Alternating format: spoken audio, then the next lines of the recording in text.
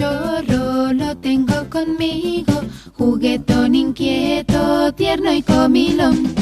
Cuando salgo a caminar, cuando al parque voy o a cualquier lugar, lo llevo conmigo. Lupi es mi amigo, un amigo fiel, amigo de verdad. Quien tenga un perro sabrá de su bondad, de su compañía y de su humildad. Quien tenga un perro tiene un gran amigo, un amigo sincero, noble amigo fiel.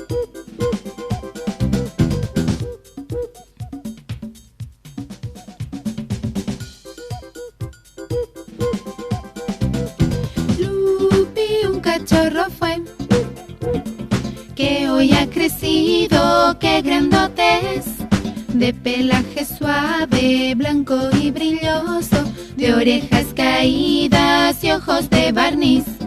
Lupi es mi amigo fiel, a quien cuido y amo, mi mascota es.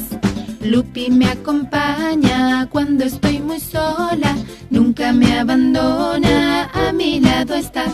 Quien tenga un perro sabrá de su bondad, de su compañía y de su humildad. Quien tenga un perro tiene un gran amigo, un amigo sincero, noble amigo fiel.